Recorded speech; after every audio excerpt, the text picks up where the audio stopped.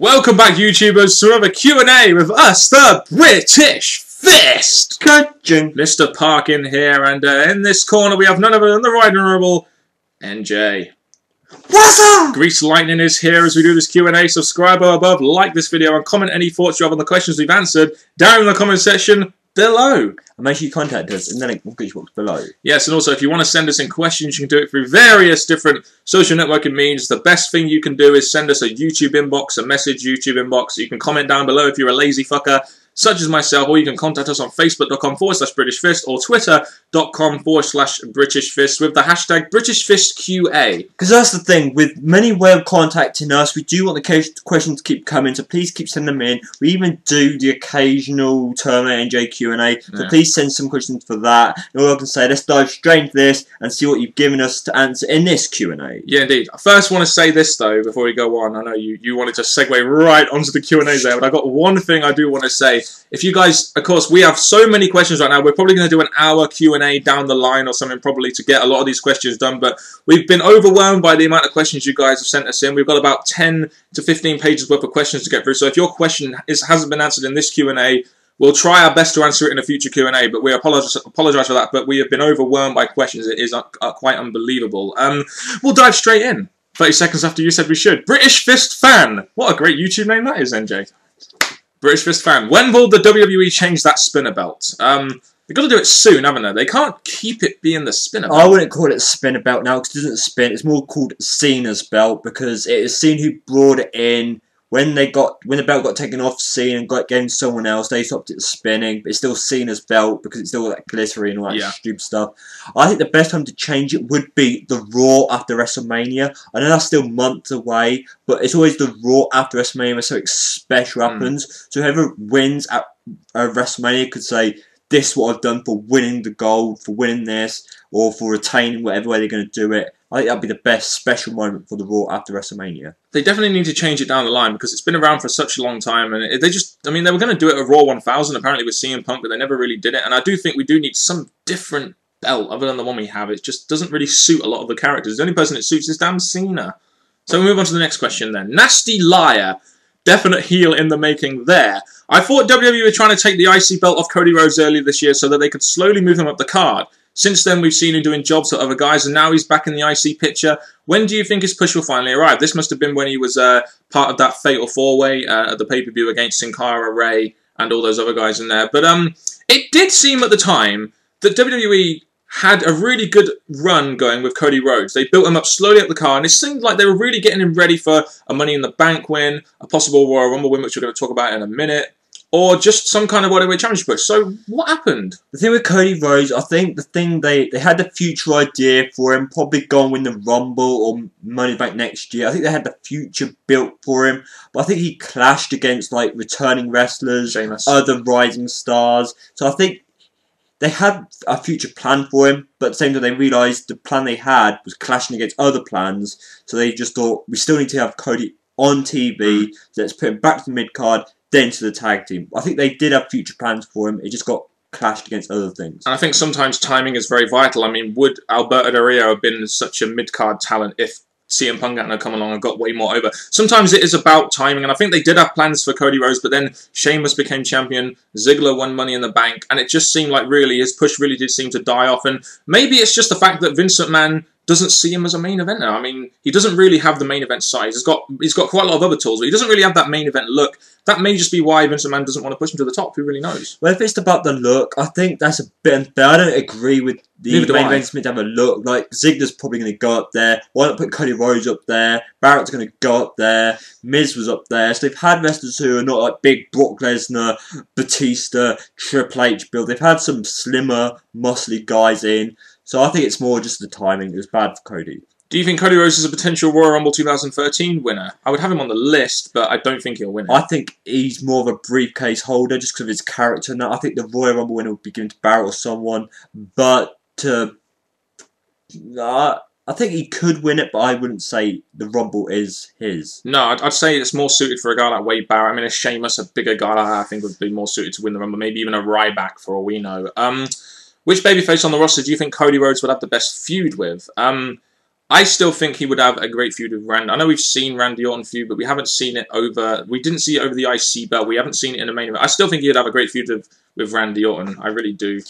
I think they briefly had that thing. They didn't really play on it well. Like, they didn't bring up the whole legacy very well. They didn't bring up that I've gone from legacy, I'm now ready to face you and show I can beat you and that. So I think they've blown it quite strongly with Orton by already doing it, not going on as long as it could have done. I think if I had to pick up a baby face, I think it's hard to say because there's not many main event baby faces. So I think obviously you only has 3 because Sheamus is going to be too strong for him. I think it would have to be Orton. Yeah, I mean, he did have a great feud with Rey Mysterio as well. So I'll say that. How do you think Cody Rhodes compares to his illustrious family members? Well, you have Dusty Rhodes, the polka dot dancing Dusty Rhodes. You have Goldust, who was a great, unique character in the Attitude Era. You know, I think Cody Rhodes, in this current era, could go beyond where they were. And I've just got a text message that... I don't know why, that phone always makes me jump. But anyway, we'll continue with this Q&A. Dusty Rhodes was a great person in his time, a mid-carder for the WWE. Really got over using a very, very strange gimmick. Do I think Cody Rhodes could go to the main event scene? I mean, none of his brothers went to the main event scene. Do I think Cody Rhodes could get in the main event scene at this era in WWE? I think he could. Well, I look at this and think that Dusty is a character who, again, people were behind liking, so he could have gone higher than he did. Cody, I think he has the look about him that if the WWE weren't so big on the big, muscly, overly steroidy, as fans call wrestlers nowadays, I think Cody Rhodes, because of his build, because of how over he is to some wrestlers, I think he could quite easily make it to the main event, stay in the main event. But if it's just until the WWE weaken their main event pictures, it may be delayed a bit more. What's happened to Cody's longer cloak for his entrances? Does it really matter? It's generic because loads of other people are starting to wear cloaks and stuff. So I think Cody wanted something maybe different. So I think, again, I don't think it was really important. I think him doing what he's doing now is fine. And he had a unique look with the mask, but they took it off, which was a real shame in my opinion. Conflicting views on that one. Liberty Bell. Do you think they should revamp or simply scrap the Divas division? Well, with me personally, I've said this many times, I'm going to continue saying it because it's what I believe. The Divas are only good, really, for photography, for the WWE website. Their wrestling skills are okay, but all the good Divas they had have gone. So to be honest, scrapping it, I don't think people really care, apart from some of the girls who see WWE allowing there to be a women's division as a good thing. And horny males as well that Pretty get a much, kick out watching them. I think photography is not what they joined the WWE for, but it's still giving them a paycheck involved in wrestling. I don't think the Divas division is needed as much as it used to be. Yeah, I mean, the Divas division right now is just...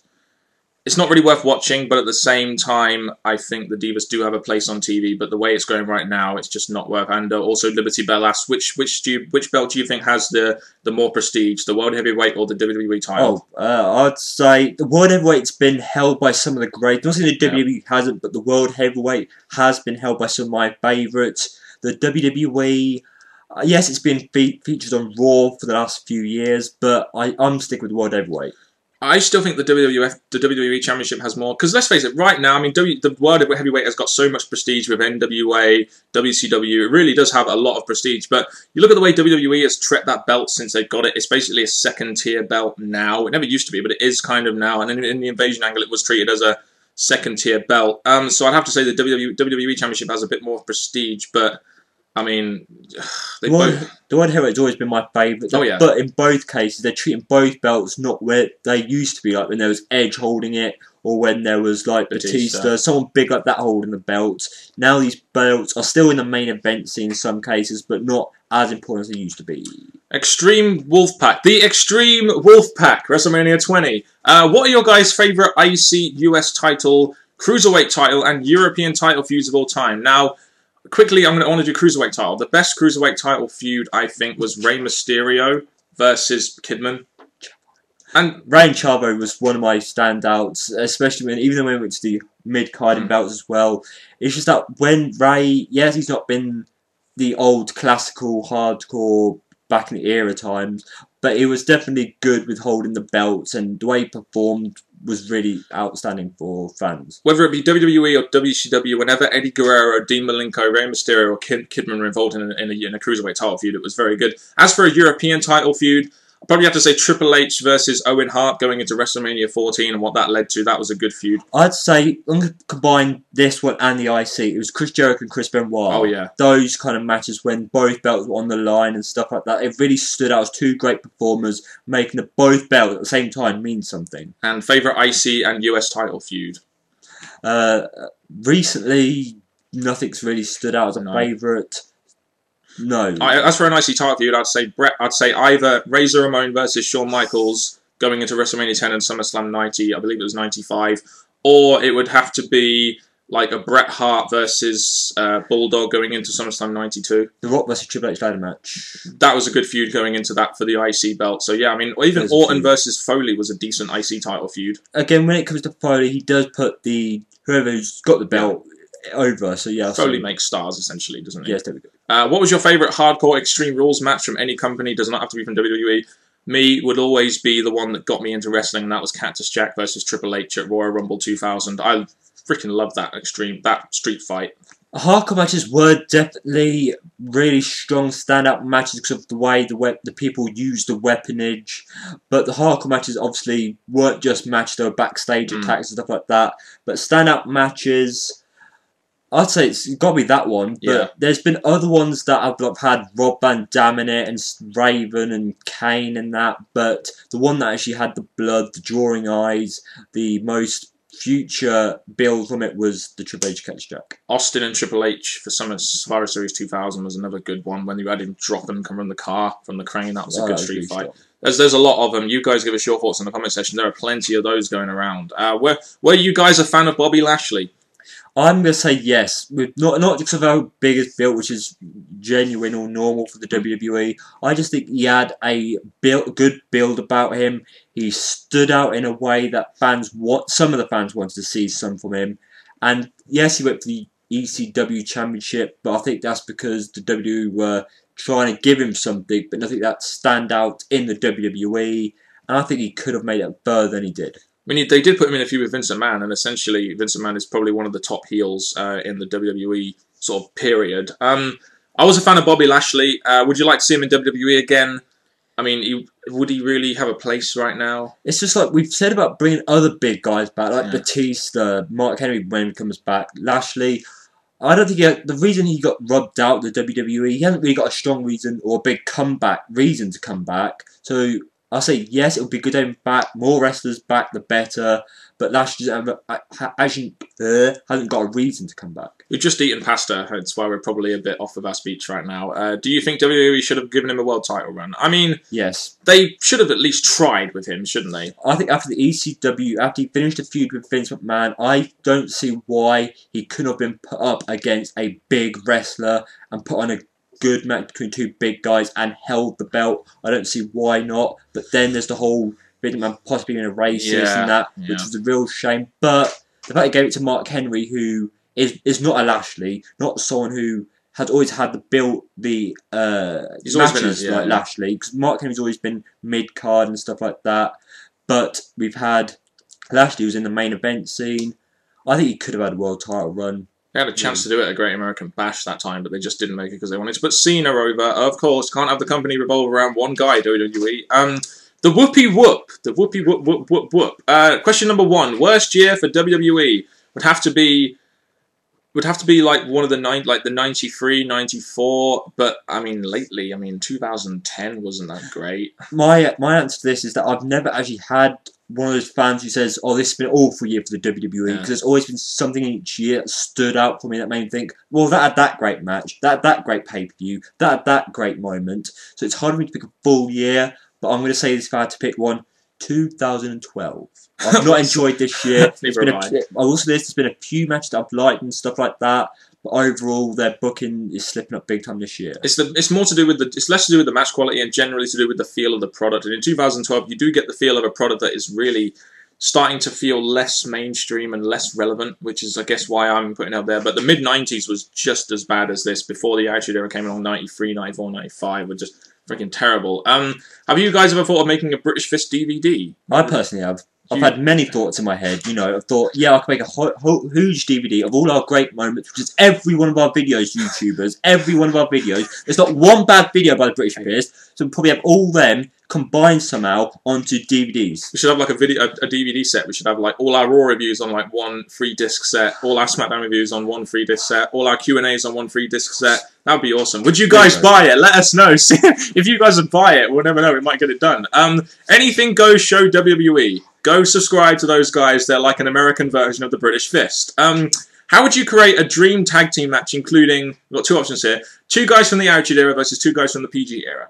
A tag team match. It would be like, well, it has to be Rock and Austin, wouldn't it? Sadly. Versus, well, you can pick whoever you want, but I'm just saying it would be Rock and Austin versus, like, Cena and Batista, or something like that. Okay, 2 from the Attitude. Yeah. I think Rock and Austin could be it, or Rock and Triple H, just for my favourites to be involved in somehow. Because I wouldn't say Rock and Triple H and Austin, because that's already happened. So Rock and Triple H. It's a dream tag match, so you can do whatever you like. Okay, really. Rock and Triple H versus. I would love to see CM Punk. CM Punk siding with, I don't want to say Cena, but he is the top guy for this era, so maybe him, sadly. And this is the one I really want to answer. 2 guys from the Golden Era versus 2 guys from the Attitude Era.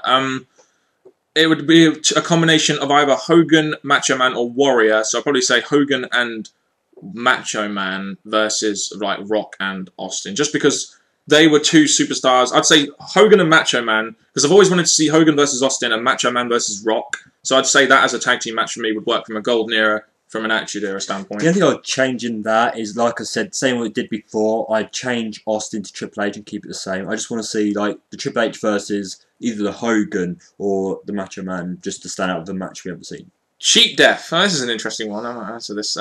Daniel Parkin, that is my name. Do you see your situation between you and your father's bricklaying business similar to Vince and Triple H taking over in the future, sir? Well, I guess you could kind of see me as a budding Triple H. I am the son, not the son-in-law of the boss, and eventually I will probably end up taking over the business. So yeah, that should answer that question. Sweet Latte 18. If The Rock left WWE, what company would you think would be the best for him to join? A WCW, ECW, TNA, or any other promotion? Son of a gun. Well, at the time, the best company for him to join would have been WCW, but he was never going to leave for... He was either going to leave for movies or be in WWF. I think, at the aspect, if we cut it down, WCW... I don't think, even though The Rock got involved with the WCW when it came to storyline with the WWE, ECW, I don't think he's that kind of wrestler. No. TNA, I think he could have gone against some of the best in TNA, so I'll side with giving TNA a run. That's just me. Okay, what WWE superstar do you think needs a manager? You know, Dolph Ziggler's had Vicky Guerrero. I think Dolph Ziggler could really suit from a Ric Flair role or something. Who do you think needs a manager in WWE? Ziggler should go on his own, but if I had to pick a manager, one that needs to be standing out, that's not really going anywhere at this moment in time, there's Barrett, but I think Barrett's got the star power to go off his own, so it would have to be...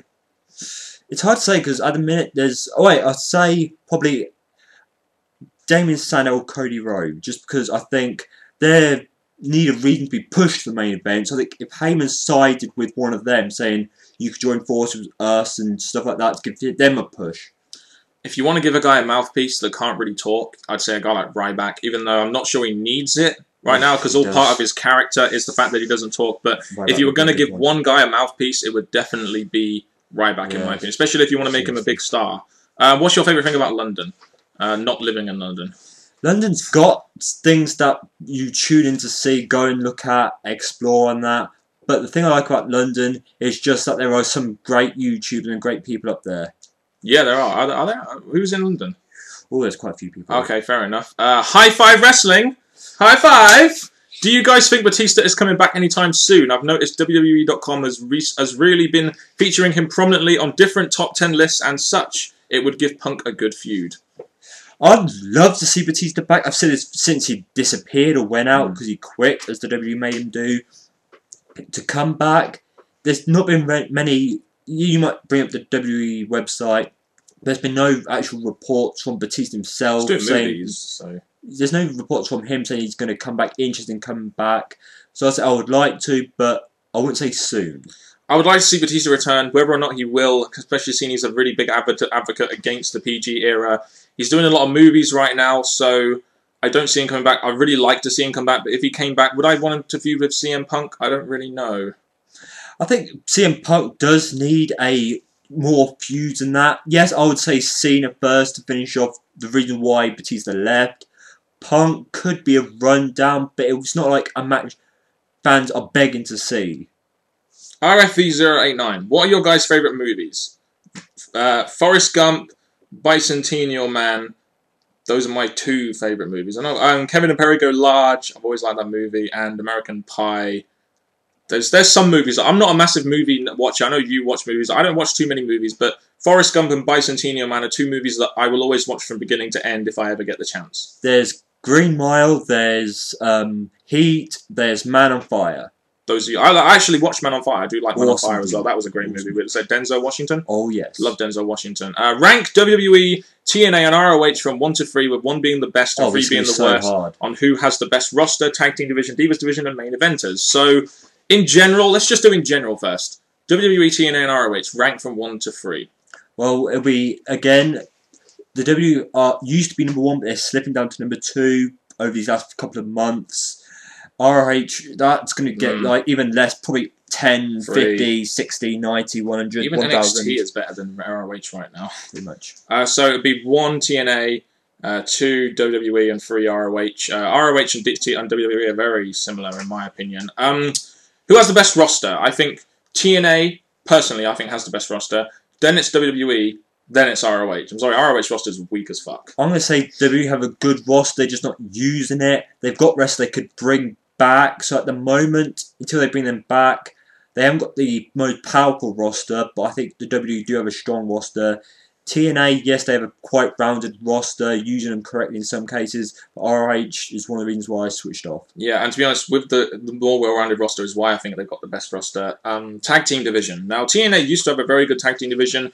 ROH have a good tag team division, but it's not a tag team division we can really care about. So personally, I would say WWE's number 1, because they have a lot of tag teams I actually do care about. Then it would be TNA. Then it would be ROH.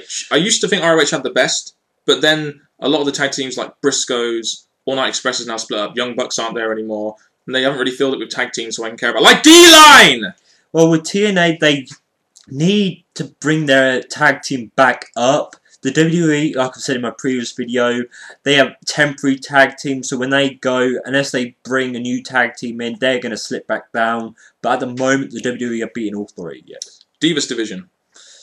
I mean, TNA have the best Divas division, then it's WWE, then ROH's Divas division is pretty much non-existent. That's the way to go. And main eventers. You think that in terms of star power, I think WWE has everyone trumped. But in terms of a well-rounded main event division, it would be TNA. But in terms of star power, like you've got The Rock as temporary, Lesnar's temporary, Punk, you know, you've got John Cena, Orton, Sheamus now. You've got people who are stars, you know, Undertaker, Triple H, Kane could be a star. So, you know, you've got all those guys. So I'd say WWE has the best main eventers. But in terms of a much more well-rounded main event, I'd say TNA. But ROH, just in terms of main event, they've only got one guy, and that's Kevin Steen. Yes, no one in ROH I want to tune in to see. And Elgin. Steen. It's only Steen, and Elgin's just briefly gone up there. You could count him.